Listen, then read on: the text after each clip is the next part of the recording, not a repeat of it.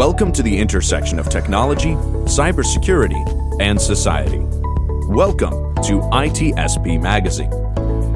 You're listening to a new Two Cyber Chicks podcast. You're about to join Erika and Jax for an inclusive cybersecurity conversation designed to educate and break the stereotypes of cybersecurity professionals while providing life hacks on how to handle burnout, networking, and goal setting.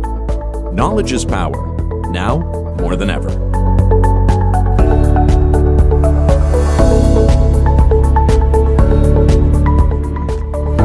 Hey everyone, welcome to our Cybersecurity podcast. We're so excited for our host, an exceptional guest, Dr. Nikki Robinson. She is an experienced security architecture. She also is a dedicated scholar, which we'll be talking about. Dr. Robbins brings a unique perspective to the show in the field of cybersecurity, emerging technology, also with an expertise and deep insights into the human factor in psychology, which we'll be talking about as well. Also, she has an distinguished background in statistical data analytics, Windows Server management, team leadership, penetration testing, and risk management, and is supplemented by her, Erika, second Doctorate of Science in Cybersecurity. Doctor squared. I just stopped at my master's. So that's amazing, which we'll be talking to her on why she wanted to do too. Beyond this professional role, Dr. Robbins shares her expertise as an Institute for Critical Infrastructure Technology IT fellow, an adjunct professor, and a co-host of a cybersecurity podcast. We are truly privileged to have her on the show today. So without further ado, Erika, you ready? Let's get her on the show. Dr. Nikki!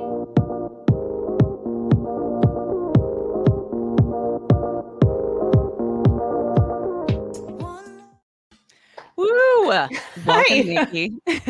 Welcome, Dr. Nikki Robinson, to the show. We're so thrilled to have you. We got 3 cyber chicks on today. Amazing. Thank you for having me. It's going to be awesome.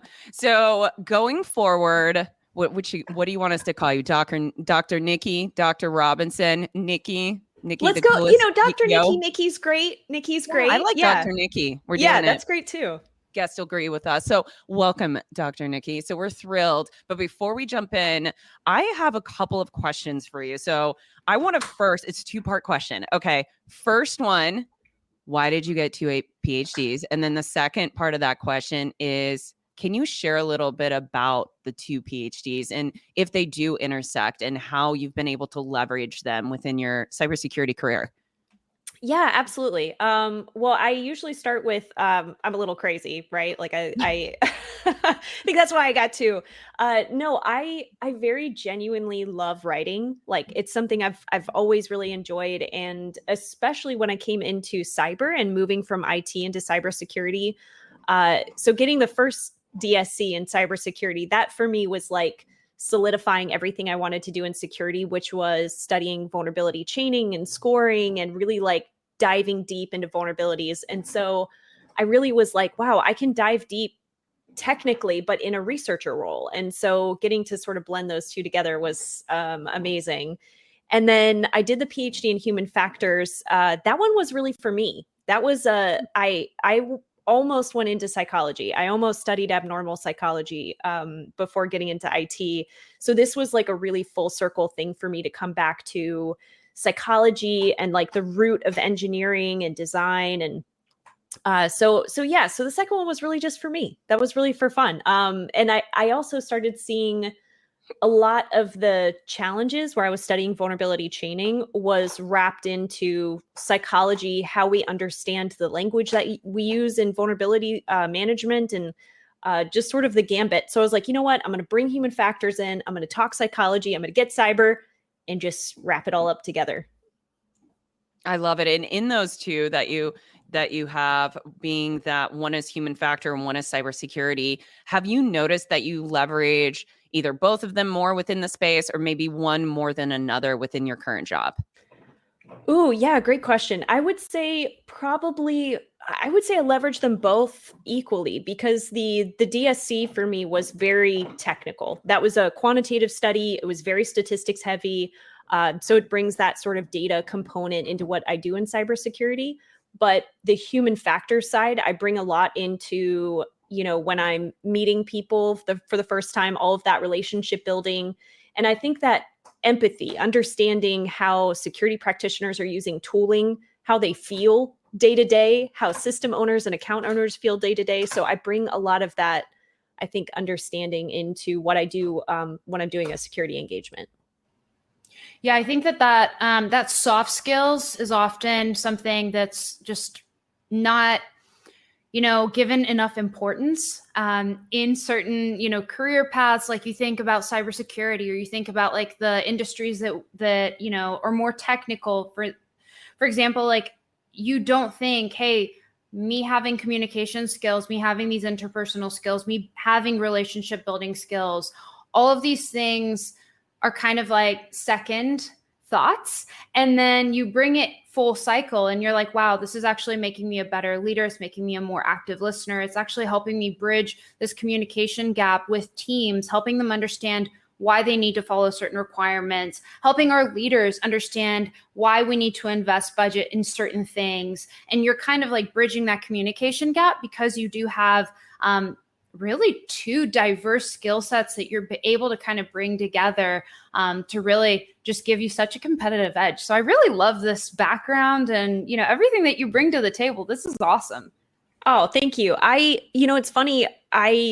I never thought when I got into IT and cybersecurity that I would be able to still like pursue psychology and be interested in it. And there's so many fields that are opening up now, like cyber psychology and security, human factors, engineering, things like that, that are really starting to, I think, leverage some of these fields and these domains that have been around for so long. We have so much great information in human factors and engineering. Why not leverage that and the terminology and the language and the phenomena and bring that into what we do in security? So yeah. I'm loving it. Yeah, no, that's great. And, this flows right into my next question. You're part of a remediation team.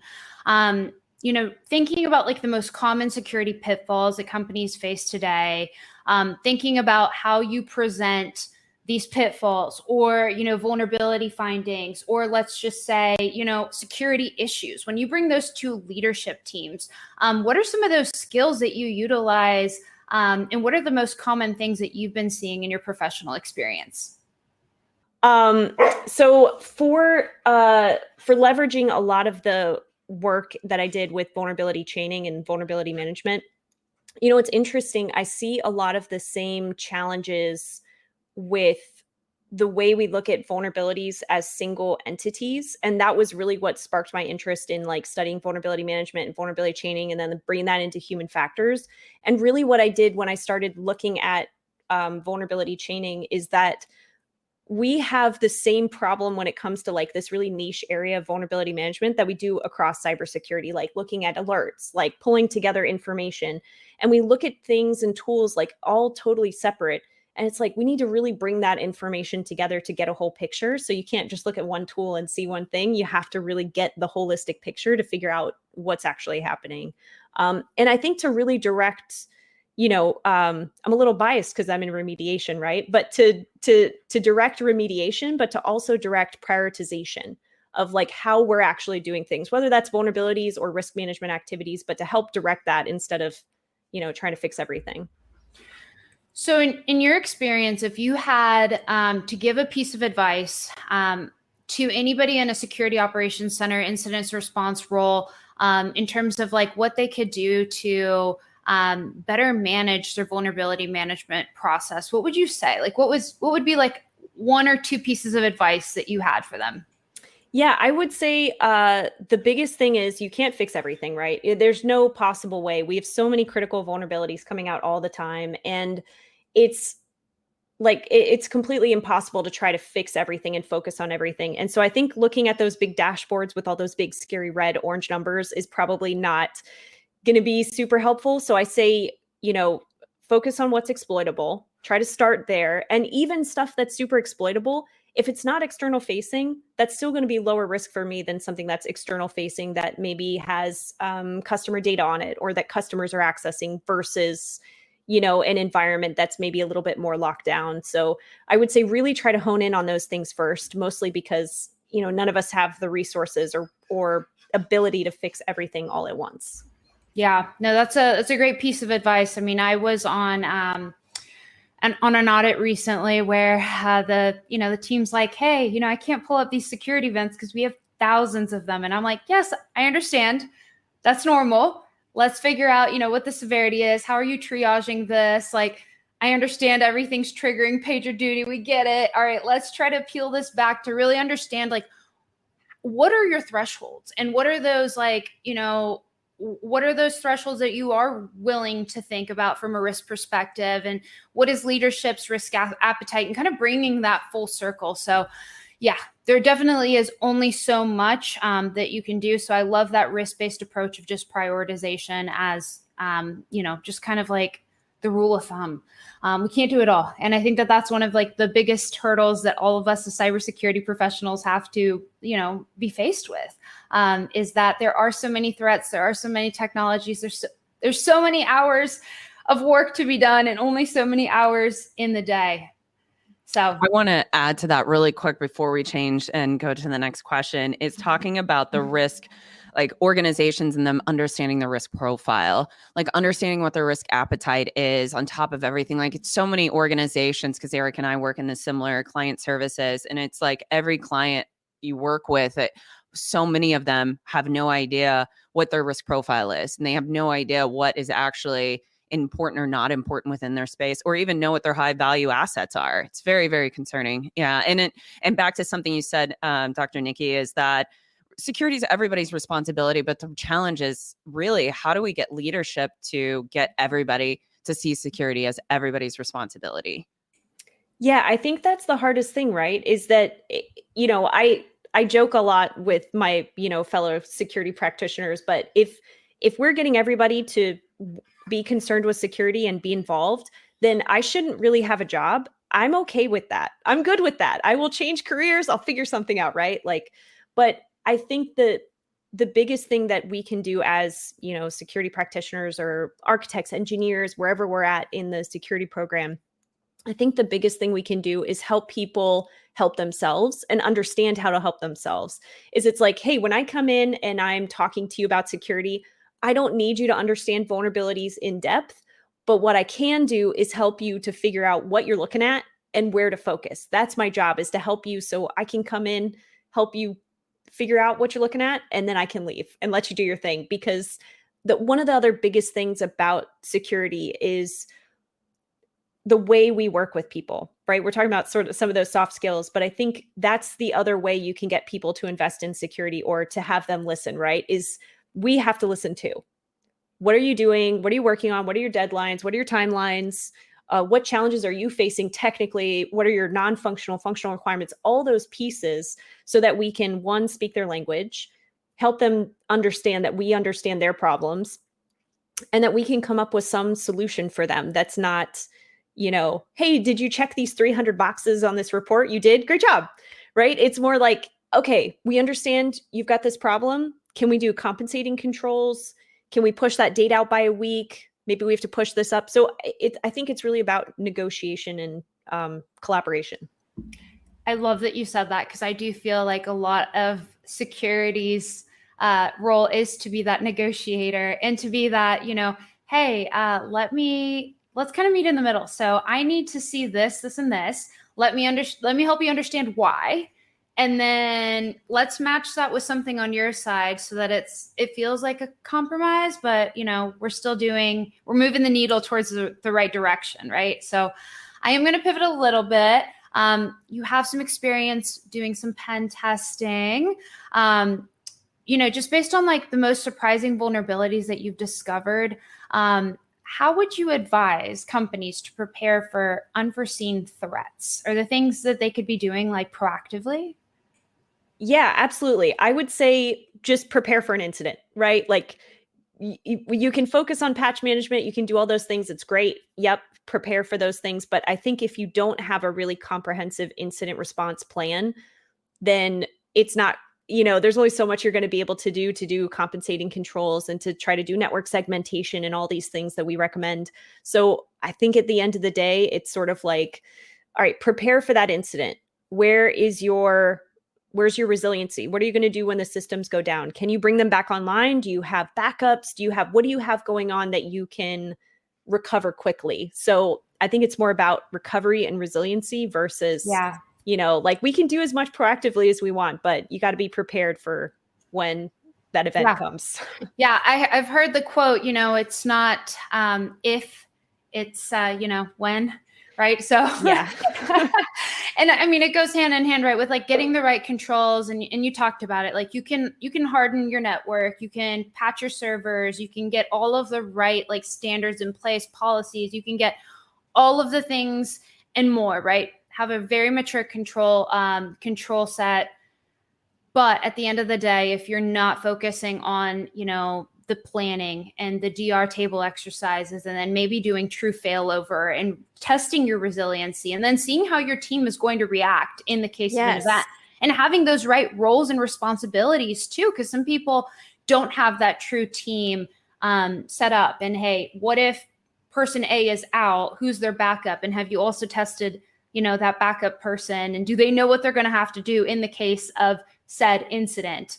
And then also, like just from the professional services experience of seeing organizations go through said incidents, having that communication also to your vendors, to people that are going to find out about that. Like sometimes organizations don't even think to that level. They only think about like, what are we going to do internally? They don't think about what are we going to do externally when people see this in the news. Right. It's I think that's such an important point, right? There's internal communications and external communications, right? So that those internal communications are just as important. Who do you talk to? When do you talk to them? Yeah. At what point do you raise, hey, I think this looks real bad. Yeah. That's my technical term for cyber attack. Yes. Real bad. Real bad. Yes. But I think that that's such an important piece too. And that's one of the things that we see missing in incident response plans sometimes is the communications piece, and just, who do you talk to, but when do you talk to them? Yeah, 100%. And so much, oh my God, so much good stuff. So Nikki, you don't know this, but Erika does. I'm a NIST lover. So just so everybody out there knows, NIST actually has this publication, NIST 800. I looked it up really quick to make sure. 800-160, Developing Cyber Resilience System, a system security engineering approach. Great read. Amazing. Yeah, it's a great read. It's honestly not boring, but I don't think really any NIST framework is because I'm that weird. So circling back around, before we wrap this up, we do have one more question that we want to get to, and it's around you're really engaged within the cybersecurity space, not only with the education that you're doing, but you have your own podcast that you run. You also are a fellow at the Institute for Critical Infrastructure and Technology. You even have a patent. I mean, you've got so much going on. So we're really, really curious on kind of what your perspective is. And we've kind of touched on this a little bit as far as the importance of educating organizations, but really the importance of educating the wider public about cybersecurity. And what are some key messages you think that everyone should know and just take away from this show today? Oh boy. All right. Let me see if I can distill some things. Well, I think I would say for like my fellow cybersecurity practitioners, like anyone in IT and cyber, like I just, this has been such a great community to be involved in. And I think that's why I get involved in so many things, because I really enjoy this community. Everyone I meet wants to make positive change. They want to be involved. They want to share information. They want to help each other. And I would say just get involved in your local cyber community, right? Like whether that's ICIT, there's InfraGard, there's ISACA, there's ISA, there's IC squared, like get involved in your local cyber community, because the best information I've gotten and the best way I learn is from other people. And getting to do the podcast, we've met so many incredible people like we met Ron Ross, the author of the 800, 161 and 853. Yeah. And I've learned so much by meeting people. So I say get involved in the community, interact with each other. And the other piece that I would end with that has nothing to do with cybersecurity, which is just, I think, spread that kindness to each other, because we have very stressful jobs. We do. Especially if you're in incident response or dealing with things like that, it's very stressful. So I say, lead with empathy, be kind to each other. And I think that's it. You've been dropping nothing but knowledge bombs this entire episode. This has been awesome.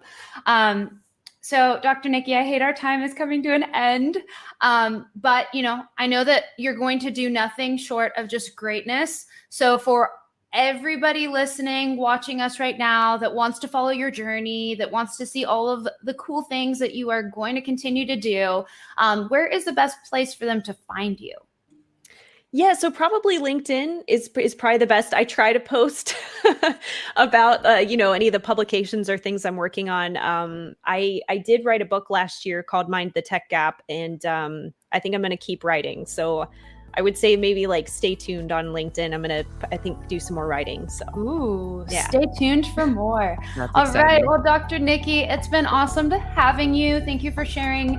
Thank you for being here, and hopefully we will have you back on again. Awesome. Thank you so much. And thank you for dealing with the dog in the background. I really appreciate it. Oh my gosh. No, we are furry friend moms as well. So we welcome it. Awesome. Do you want to do the wrap at the end, Erika? Yeah. To ask people to subscribe? Yeah.